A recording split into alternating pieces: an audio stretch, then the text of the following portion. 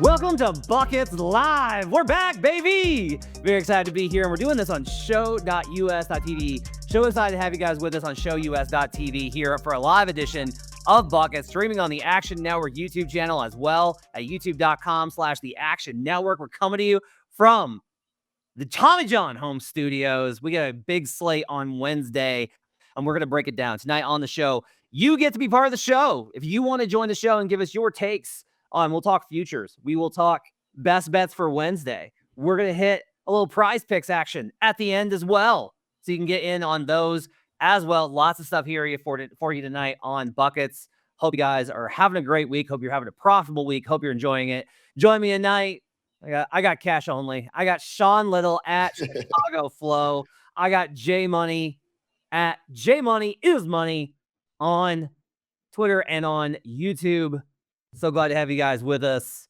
Sean, how you doing this week? Absolutely spectacular.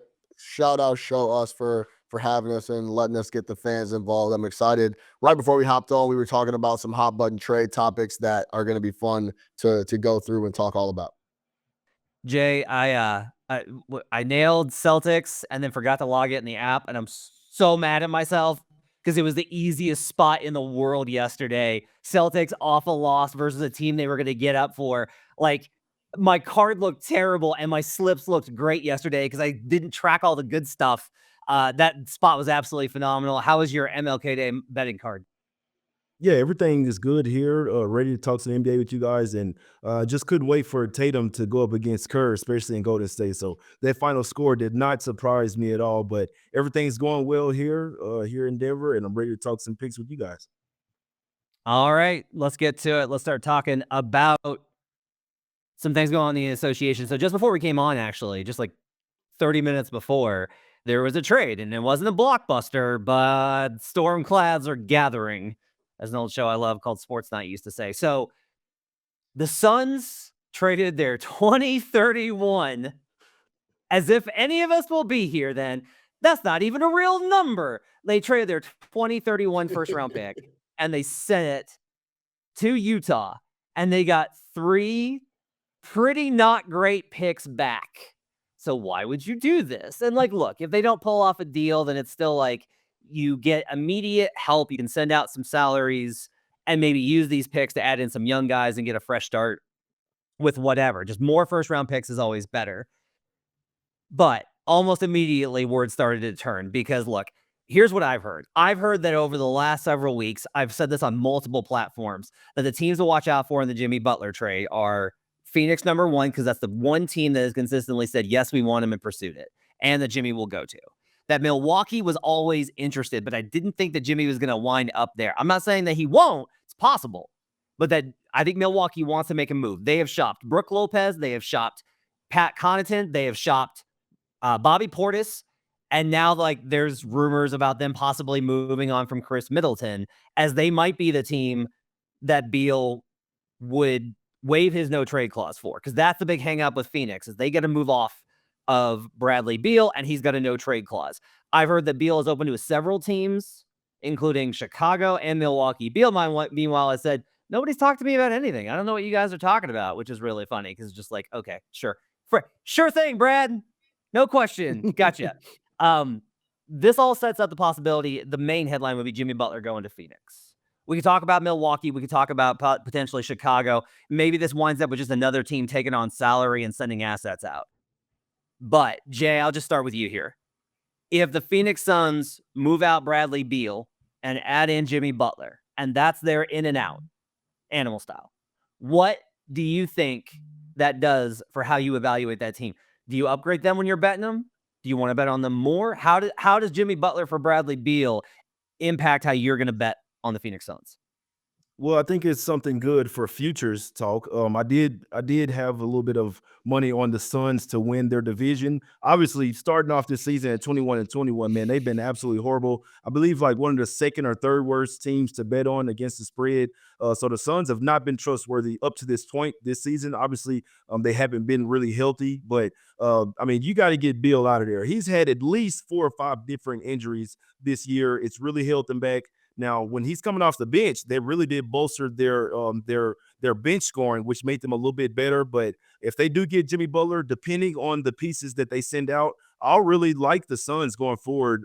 Obviously, after a little bit of the little honeymoon phase, you have to give them time to get used to playing with each other. But I think that it would finally make the Suns a bet-on team. But as always, we still have to see it be put together. Booker, KD, for whatever reason, these guys just can't stay healthy and get enough time on the court. So I'd like to say that I'd like to bet the Suns, but mainly I'd need to see the pieces that are going out, in my opinion. But if they find a way to trade Jimmy and get Beal out of there, I think that's a win in itself right there. All right, Sean. So, Phoenix side, we can talk about that. Miami, I'll say if they move on from Butler, depending on what they get back, and can't go now, gotta wait. I can't believe I'm about to say this. I think I'm gonna be higher on Miami if they move Jimmy.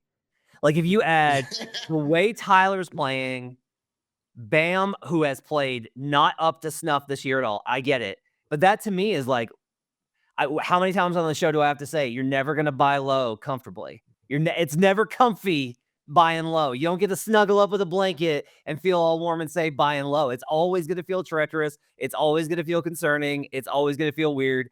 But to me, that's an opportunity for me to go, I've got plus 360 for Heat to miss the playoffs from preseason. I could probably get a pretty good bet on that to come the other side if they make that Jimmy Butler trade, because they will get downgraded, but I think it might make them better, Sean. Mm-hmm. And they're not in the West.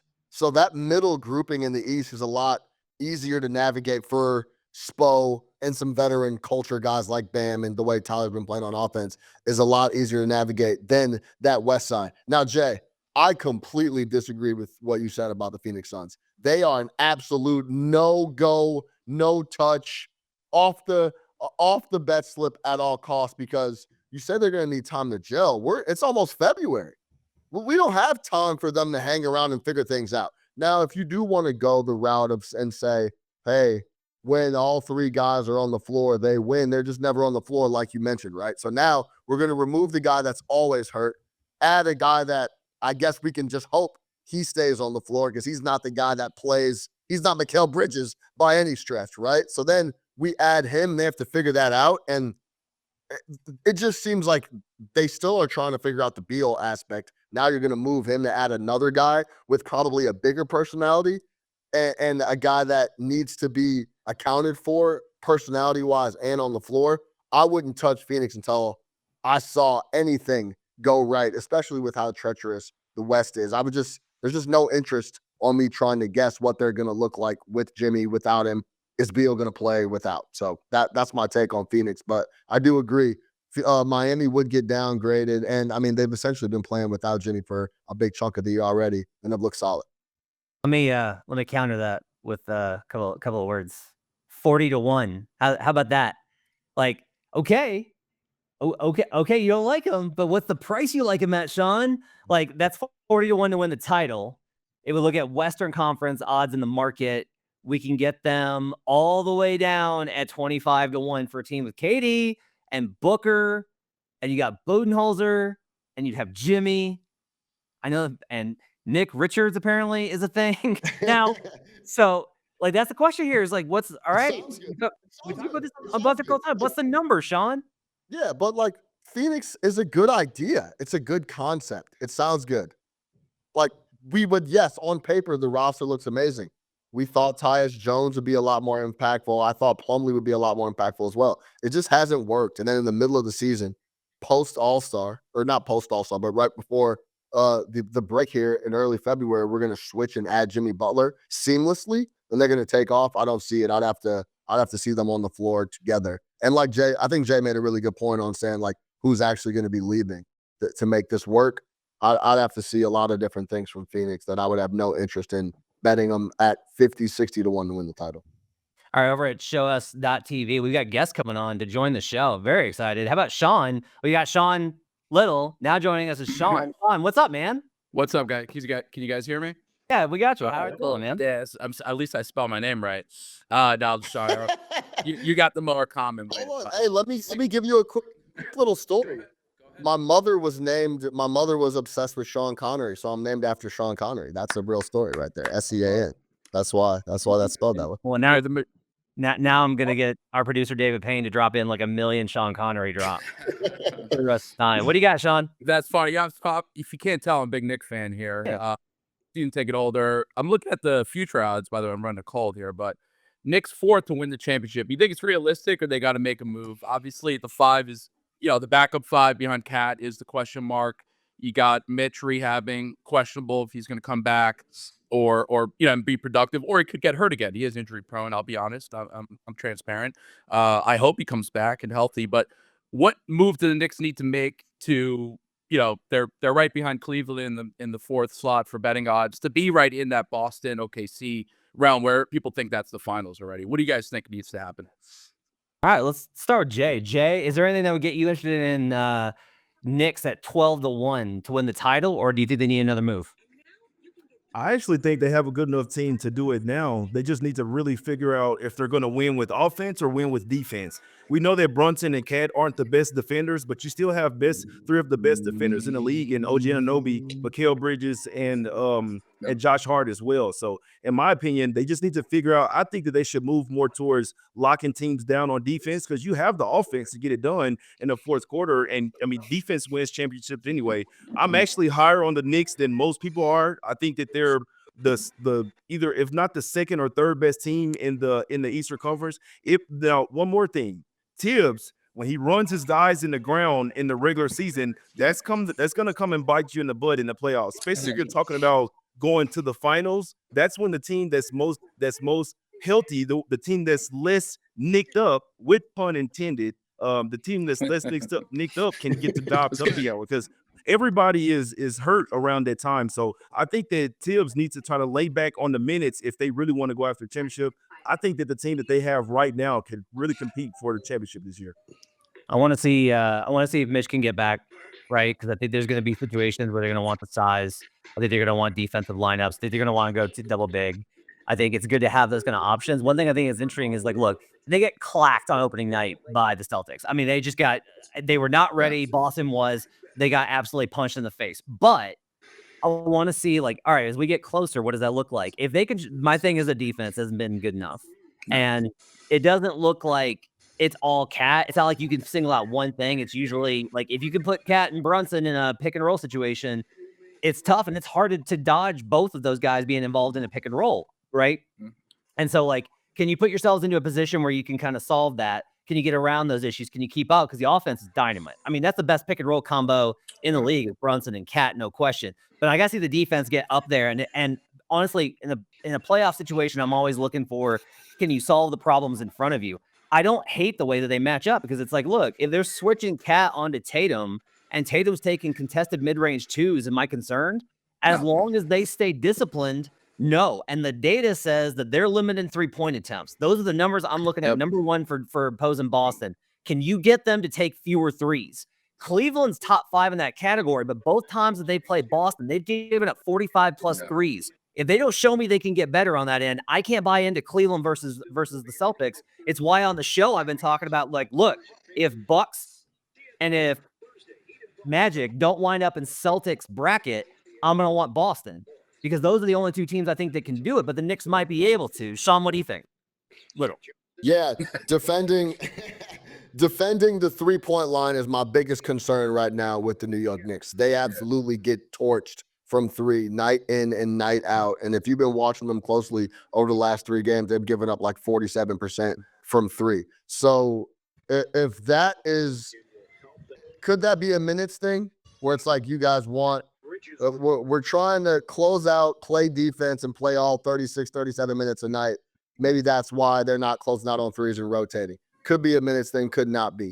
I would love to see Mitch back and see how that comes into the fold. But I'm starting to feel like, Sean, I don't know if you feel like this way as a fan as well, that everything, like Mitch Robinson is solving all problems. It's like, well, just let Mitch come back, and then everything is going to be fixed, right? I think that's like the default answer. Like, well, when Mitch comes back, we're going to be all good. I think there's a couple things that still need to be ironed out. Mikal Bridges came out and said, we're still getting acclimated with playing with each other. I think that's a big deal. And I'll be completely honest.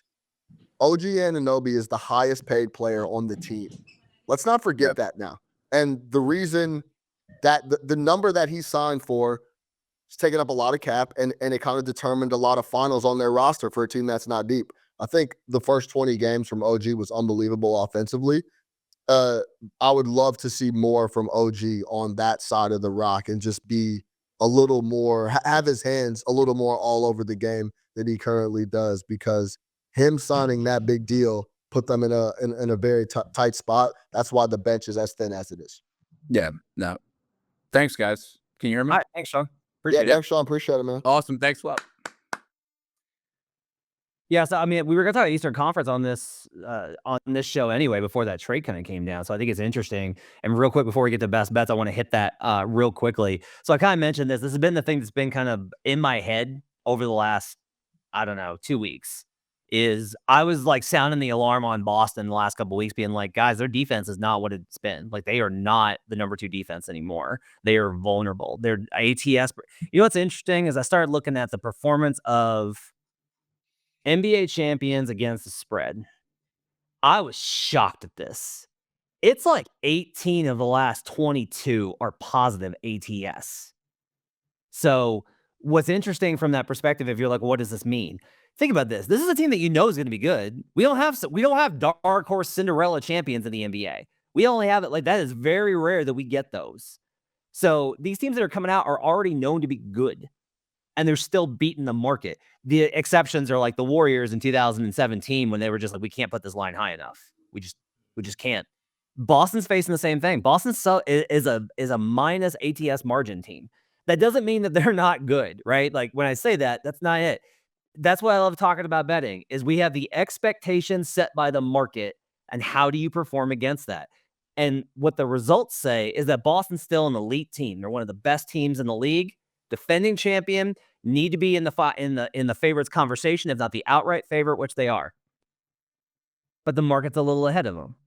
And I think that that's like really interesting here, Jay, where it's like, I totally get if you want to be like, I want the Celtics, I just don't want them now.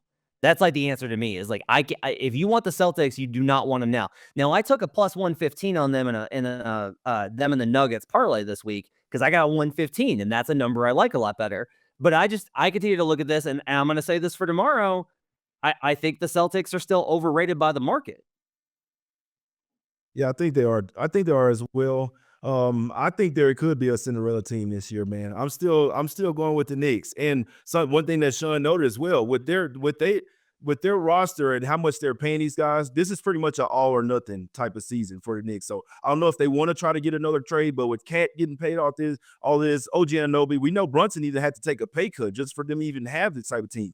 Mikal Bridges, like you look at everything they're paying, you have to win a championship with this team, man. Because if not this year, I don't know when. And it's crazy because a team with all of those stars, it would still be a Cinderella run if they were able to make it past the Cavs and the Celtics as well. So if I'm betting one with value, which value doesn't really matter if it doesn't win, but I'd still be taking the Knicks to come out of the East and possibly win the finals if they can stay healthy. Sean, I'm looking at my power ratings, and this has been true for a while. I have the Knicks above Boston. It's by 0.2. I have the Knicks higher power rated than Boston. I get it. But this is what I'm telling you. Look at the ATS record for Boston. Like, they're 6 points better than an average team on neutral. That's a really good team. But it's not the 11 they were last year. Like, that's my question here is just like, yeah, they're better than the opponent. But why do we think that their ATS record at home is so bad? And like, again, yesterday, I knew they were going to smash that Warriors team, and they're going to be like, see, everything's fixed. We told you. And then they're going to go back home after this West Coast road trip, and they're going to settle in and get complacent again, and we're going to have good spots to bet against them again. Yeah. I mean, we talked about it all last year. The difference is they won the title. They're going to always cruise a little bit this year. Coming into the year, the win total was 58.5. I got on live on buckets and took the under. There was a time last month you could have live bet the Celtics win total under 60.5. They are just not going to be able to bring it on a night-to-night basis. Last year, it was Joe Mazzulla and the Celtics versus the world. This year, it's we did it. And they don't have the mentality. Kind of our beef with the Celtics was they don't have that killer mentality. Jason Tatum doesn't have that killer mentality, at least outwardly. Who knows what's going on in the locker room and how he works from day to day with his teammates. But outwardly, we don't feel that as fans. And that's kind of showing this year. They don't have that killer feel where they want to dominate in the regular season. You know who you feel that from right now? The Oklahoma City Thunder, the Cleveland Cavaliers. They show up every night and try to dust people off and cover numbers. As we talked about with the Oklahoma City Thunder, their win point differential is tracking to be the best ever. So I think you were always going to get a little pullback on the Boston Celtics because they weren't going to be as locked in, but the market was always going to price them high because the public is always going to want to back the Boston Celtics at home, no matter what the number is, 12, 13 and a half, doesn't matter. So I think that's more of what you're seeing. I can't get there with them being power rated, the Knicks being power rated over the Celtics. But if we're talking about value in the East, it has to be the Cleveland Cavaliers at 3.5 or more to 1 to win the conference. We're talking about a team that is all around very, very good. Donovan, and as long as Donovan Mitchell doesn't have to see Lou Dort until the finals, then he'll be a happy camper. I really like the Cavs at that number. They remind me a lot of Boston last year. They're just hungry, trying to prove a point night in, night out. And I think they've actually figured out the formula with Kenny Atkinson that can actually compete and start winning some of these series. Like they're not going to be in a series like they were a couple years ago when the Knicks just absolutely beat them up and they were scared. Jared Allen and those guys that wanted nothing to do with Randall and those Knicks, that's not going to happen again. They're going to be ready this playoff run. Interesting. Could the Knicks be in trouble because they don't have Julius Randle? That's a plot twist. That's a plot twist. All right. So we're gonna do best bets. Producer, let me know if our guest has got an opportunity to talk. Okay, so no, we'll touch back with him, and maybe we'll hit on some more of what he's got to say on the East in a second. But I do want to go ahead and get the best bets here, as we do every day on Buckets, Monday through Friday. By the way, if you're watching at youtube.com/The Action Network, head on over to the showus.tv link, which you can find on social media. I believe it's in the description as well. You can join the show and give us your thoughts. I would love to get your best bets. So if you're watching the show and you get a best bet for the Wednesday slate, pop in that queue. Come talk to me. I want to hear your best bet. I slipped under this week. I'm having a rough model went like 10-2, and I went somehow 1-3 with a prop. Just amazing work by me to pick the worst games on the slate. But Jay and Sean are going to kill it here. We're going to go around the slate here, and we'll give our best bets, and then we'll get the descriptions in. Producer, get that graphic ready for our best bets. Jay, where are your best bets for Wednesday in the association? I'm going to go with Timberwolves money line -120, and I'm going to go with Anthony Edwards more than 26.5 points. All right, Sean Little, what are your bets for the Wednesday slate? I'm also on the Timberwolves. Shout out my guy, Jay Money. I'm going to lay the point, though, -110, and then I'm going to take the Pistons +2.5, -110 in Atlanta. I like that one. I'm going to be on Celtics Clippers under 219.5. I'm going to be on Cavaliers -2.5, laying the wood on the road versus those pesky Rockets. And I'm taking the Pelicans +8.5 on NBA BetStream tomorrow night on the League Pass app versus the Milwaukee Bucks. You can catch that. Go to League Pass. I'll have a post up that's got the link in my Twitter. You can catch it there. Check it out on the League Pass app. We have a great time doing that show. It's going to be me and Joe Delera. So you're going to get live props, all sorts of cool stuff. Make sure to keep your eyes on that. All right. You see our board here with our best bets for the Wednesday slate. We'll get to that Anthony Edwards prop in a little bit. Let's talk a little bit about this Wolves game since you both like it so much. So Timberwolves taking on the Mavericks. No Luka Doncic. They're coming off the loss to the Charlotte Hornets. Embarrassing loss, I think, a little bit on Monday. Jay, I'm a little surprised to see you here howling with the Wolves, considering that Dallas, I feel like this is a buy low spot on them at home versus an inconsistent Wolves team. Sell me on it, man. Why are you backing the Wolves to howl again? Well, for whatever reason, since Anthony Edwards has gotten with the Wolves, I've saw this team really well the past 2 to 3 years. For whatever reason, like I know how to pick and choose my spots with the Wolves, and I also know my Mavs team. I lived in Dallas for 25 years. I know this team like the back of my hand, and they are not the Mavs right now. We know without Derek Lively, they're nowhere near the same. Kyrie has a back injury as well. He's playing a lot of minutes. It's taking a toll on him. He's probably not even 100% out there, but he knows that he has to play because they're even more of a world of hurt without Luca as well. They're without Jaden Hardy coming off the bench. Like this team is really thin right now. You're asking guys like Spencer Dinwiddie to go out there and give you 15 or 20 points, you have a chance of winning. So them losing versus the Hornets is not an anomaly, in my opinion. This team is only 3-7 straight up in their last 10 games, only 2-8 against the spread. So this team is just not playing well. This is their time to kick them while they're down. The Wolves will always want to hand them a loss for getting kicked out of the playoffs from them last year as well. They lost the first game of this season. That was with Luka in there, and then they beat them on Christmas Day when Luka got hurt in that one. But the Wolves have been playing a ton of games in a ton of days. They just played the Grizzlies really tough on MLK Day. This is one where I think they look over, as long as they don't take the injuries for granted over there. Like Lively's questionable, but he's most likely not going to play in this game. Kid said that he's going to be out for a little while. So without two of your most important players that you need to match up well versus the Wolves here, and that's Luka and Derek Lively as well. Gafford's even banged up. They're talking about possibly trading him. The Mavs are just in a world of hurt right now, and I think that the Wolves put their foot down. Anthony Edwards has been going bonkers the last 10 games, and I think he does it here once again here in this big game. So give me the Wolves on the money line here. By the way, shout out Gafford for being in trade talks and then dropping 30 against the Hornets. That was pretty great. That was pretty great. But took the loss, as you mentioned. All right, Sean, your turn. I see what Jay's saying. Sell me on the Wolves here. Yeah, I agree with a lot of what my man Jay Money is saying. Number one, first and foremost, keep your eye on the injury report. As I look at it right now, Quentin Grimes, questionable. Lively, questionable. Najee Marshall, questionable. Klay Thompson, questionable. Keep your eye out there. You might even be able to get a pick 'em or a better number if Lively and those guys decide that they can go. Now, last time these two teams played, Minnesota held them to 99 points. That was with Luka on the floor. That was with Kyrie on the floor. And that was with Derek Lively on the floor.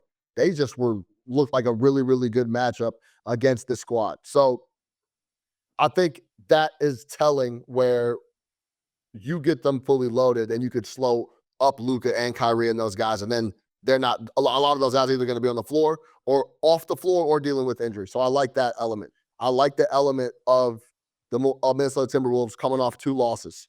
And they got a good win against the Knicks, but no Cat. So that was the outlier there. But I do like them coming off 2 losses to Memphis and the Cavs. Now, one thing that is very apparent to me with the Minnesota Timberwolves is they start games quickly. They have won 9 straight first quarters as underdogs. When they're an underdog, and now it's going to be like a pick'em game here, right? They're -1, potentially a pick'em if Lively comes back in the fold. So they're not an underdog, but they win the first quarter and come out and get rolling. And on the flip side, the Mavs start slow. 18-24 ATS in the first quarter, 7-13-1 ATS in the first quarter at home. I like that matchup and that situation for the Minnesota Timberwolves. If they can get out and get rolling early, that's Ant-Man, and they could get going in a team I believe they match up well with. So that's why I like the Minnesota Timberwolves. And Anthony Edwards, as Jay laid out, has been absolutely white hot. He's shooting 45% from 3 in January. He has been locked and loaded, and we'll get to more with Ant-Man when we get to the prop. But yeah, I like the Minnesota Timberwolves coming off 2 losses to bounce back and beat up a hampered, shorthanded Dallas Mavericks squad. All right. 8-5 straight up ATS the season without Luka when Kyrie plays. Kyrie's banged up. I gotta check the Derek Lively though, because that's one of the things that I've kind of, I will say is I will not bet on the Mavericks if Derek Lively is not playing. Like it's immediately out. I will not do it. Yeah. He is too important to them. Like it's really crazy. He's one of those guys that just makes a huge difference when they play. And sure enough, here we go. 4-7 straight up, 4-6-1 when Lively doesn't play. That's with Luka, without Luka, whatever. They don't cover, they don't win without Lively. I think he's the bigger part of this cap. The other thing I would say is if you're listening to this, and this is our Wednesday show, so this line may have already moved if they've already announced it, if they've done an update on the injury report. But like it wouldn't. Kyrie's done this thing where it's like he's supposed to play and then he just doesn't. Like he just he's just banged up. Like they're having a hard time just getting him healthy, and a lot of it's not even hijinks. Like I'm not complaining about it because it really is just like he's so banged up with so many different things that it's taken a lot for him to be ready to play. And so with Kyrie possibly, and like he's not even on the injury report, so he's not supposed to like. There's zero indication that he's not going to play in this game. But like it wouldn't shock me. Clay's questionable. Lively's questionable. Najee Marshall's, like you guys mentioned, Najee's questionable. You're right. They're just really banged up. So yeah, can't blame you. This is probably a get right spot for the Wolves.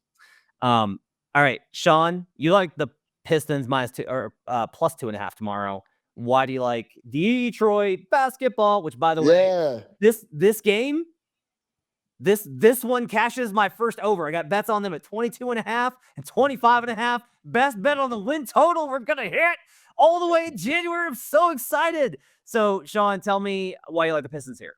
And honestly, Jay Money knows this. We've talked about this. My deep down disdain for Tobias Harris cost me money there. I was like, I'm not betting Detroit. Tobias is going over there. But that was such a clear fire team total over preseason. They had shown strides in flashes towards the end of the year. And coming into the year, we knew Cade would just get better. And that's a great bet by you, Matt Moore. Yeah, Detroit basketball +2.5 at the Atlanta Hawks. Now, this is a spot play and purely a situation where I do not want to be betting the Atlanta Hawks as a favorite ever, period. They thrive in the underdog role. Hawks are 14-12 ATS as dogs this year, 54% road wins. Celtics twice, Cavs, Bucks, Knicks. They get up for the really, really big games. And then Detroit basketball. Wow, the Pistons on a Wednesday? Nah. All right, well, maybe we'll play, maybe we won't. We'll see how it goes. Trae Young looked really good at the Garden the other night, but that was at the Garden. Last time these two teams played, he did go crazy. Jaden Ivey also had a really good game, but Trae was massive. He had in their last matchup, it was a 1-point game, 1-point win by Detroit.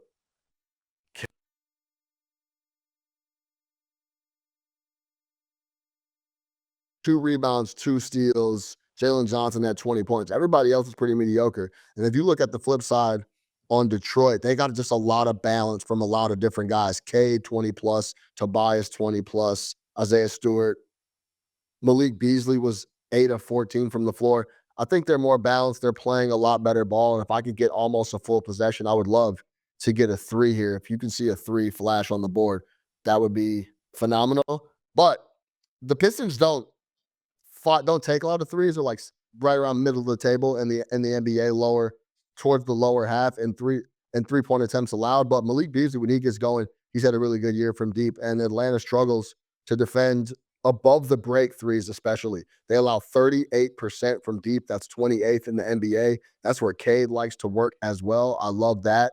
They allow 40 3-point attempts per game. That's tied for most in the league. So if they're going to let Cade work and get jumpers up from deep above the break, and then Malik Beasley can do the same thing, I just don't want to be backing the Hawks at home as a favorite here against a team that's been playing really well. And then when you look at their ATS numbers overall, the Atlanta Hawks at home, it's poor.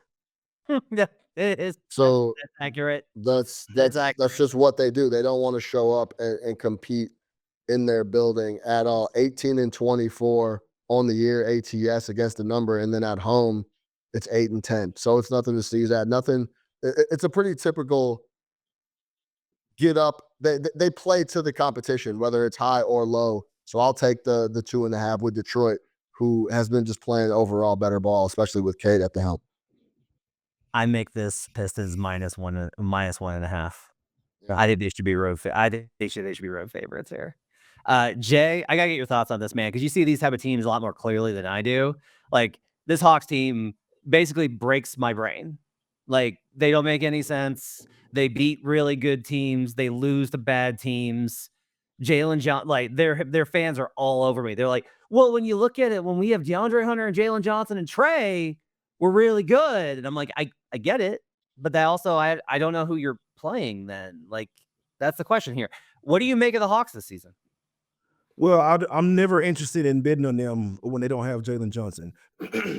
Excuse me. I think he's actually the most important player on the team. Again, maybe not the most valuable, but the most important player. He does everything for him: rebound, assists, get buckets, dunks, threes, everything. So he's currently questionable. They'll be huge on which side I think is in this game. I don't like that the Hawks have been playing a ton of games. They've played 9 of their last 10 games on the road, but they also didn't have an MLK game at the house this year. So this could be their little bit of restitution there for that not having the MLK game at the house. Just one quick thing about the Pistons, something I've noticed. You have teams that are overvalued and undervalued, and now the Pistons are getting to that point in the season where they're a little bit overvalued, in my opinion. Hawks are 4-4 straight up, 3-5 ATS without Johnson, so they're only 38% against the spread. But then again, when he plays, they're only 15-19, 44% against the spread. But they do win the game, so that matters for this game, right? At 2, they're 18-16 with Johnson. They're 4-4 without him. So, like, I think that's like a pretty significant. Like, we're talking about narrow differences here, and that I do think matters. Definitely do not bet this until Jalen Johnson is confirmed in or out. You agree, Con?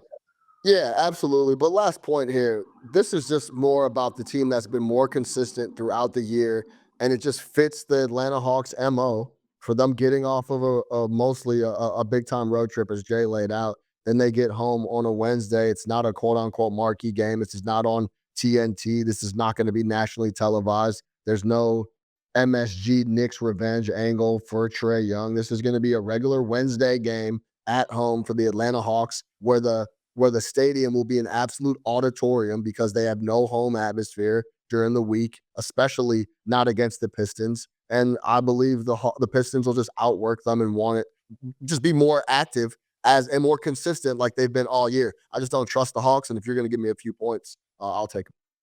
All right. I'll run through mine real quick, and then we'll do a prize picks segment for you tonight. So I've got Celtics Clippers under 219.5. This is hitting on that same pattern that I've been on over and over and over and over and over again, where the Celtics are great defensively on the road and not as good when they're at home.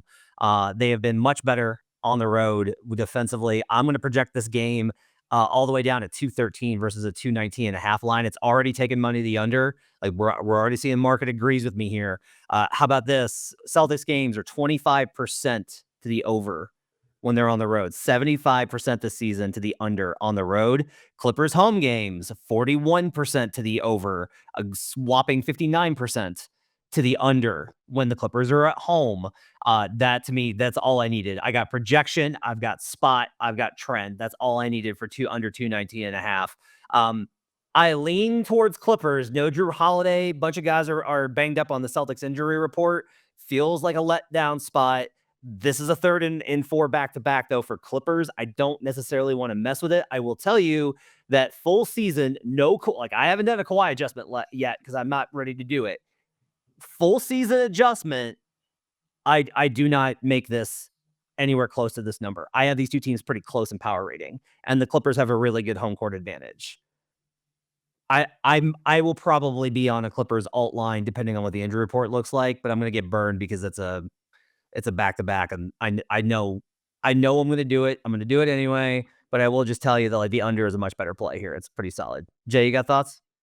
I think Kawhi's already been ruled out for this game, if I'm not mistaken. I think I saw that he's going to miss the game. That's fine.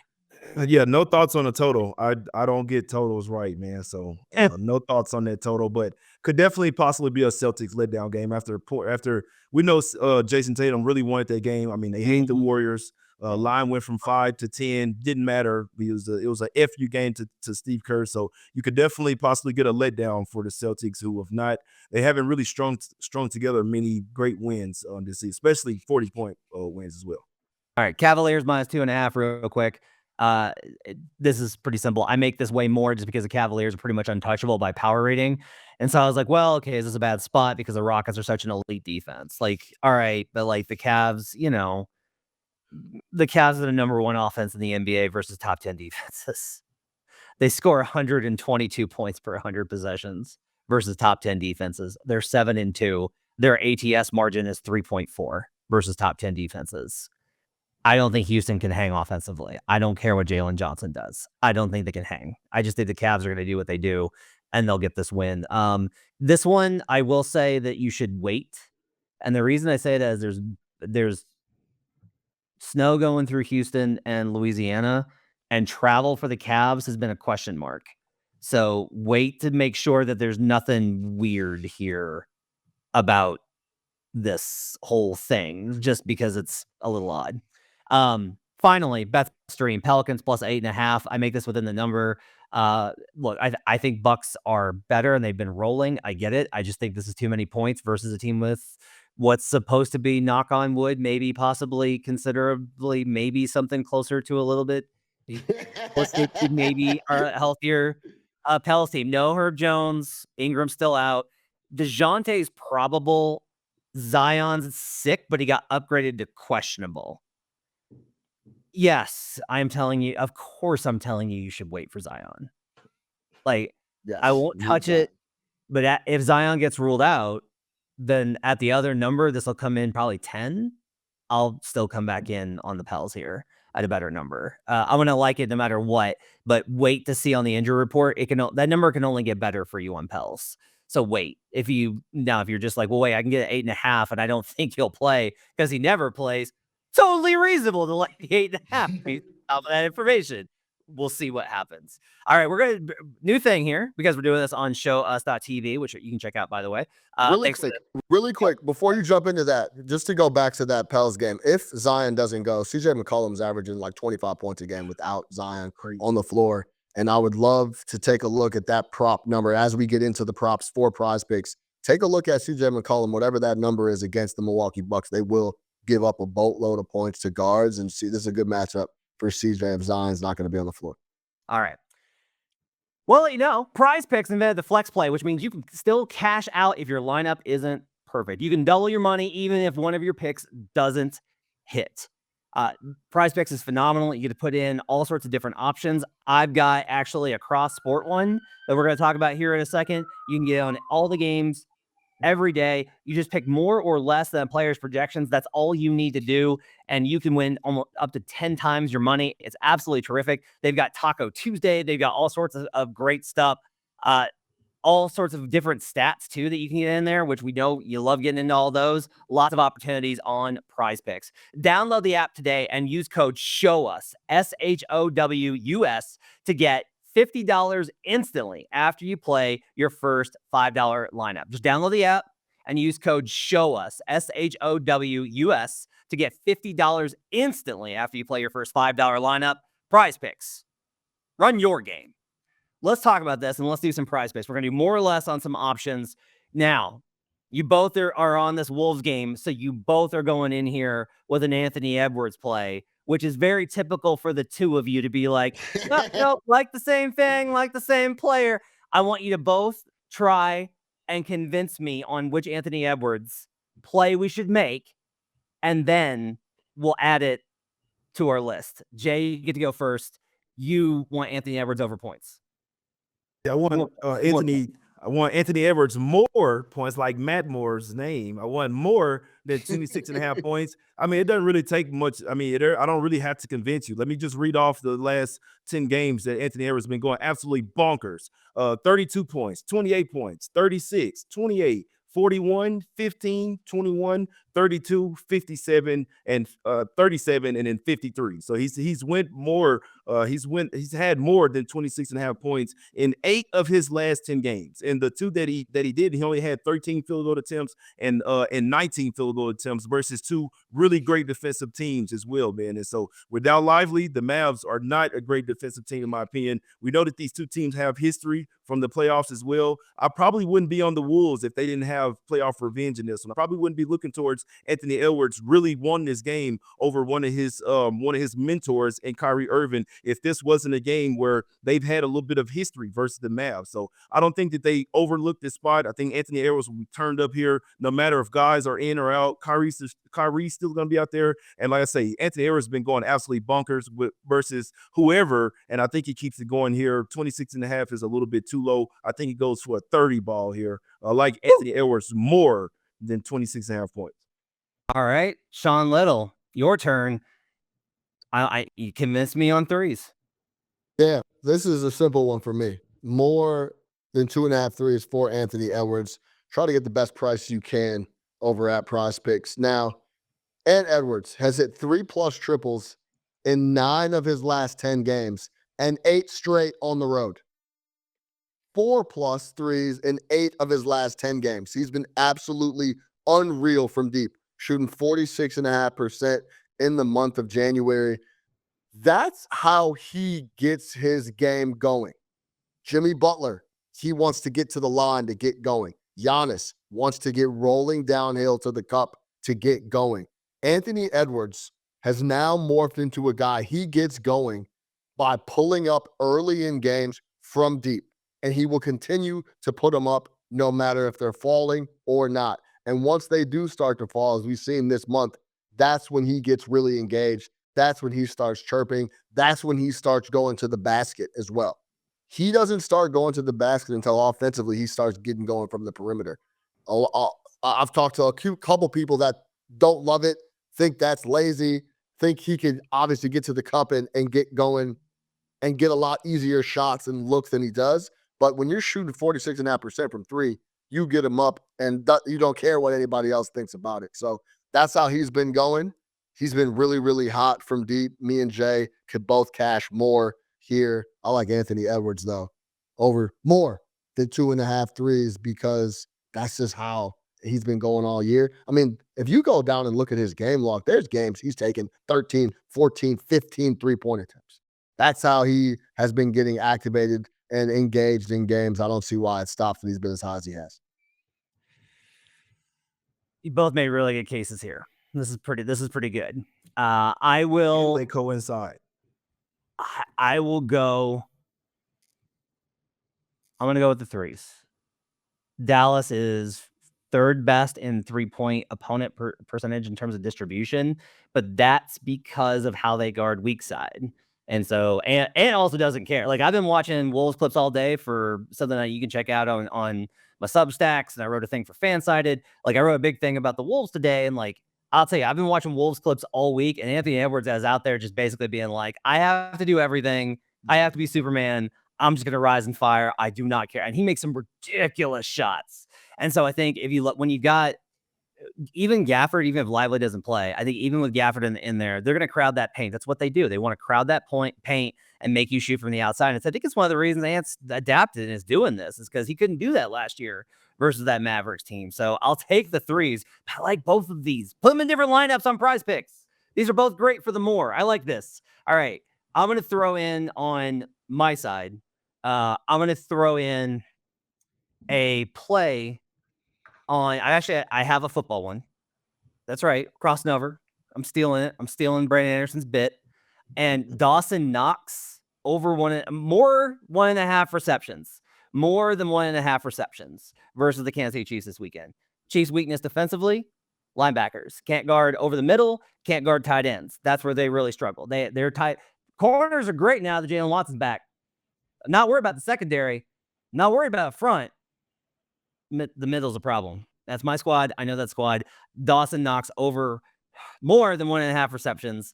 And going back to NBA, though, let's throw CJ in there, okay?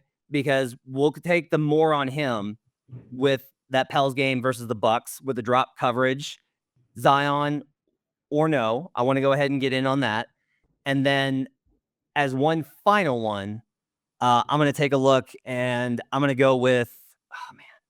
So I had this lined up and I think the numbers on it moved. Oh no, I got it.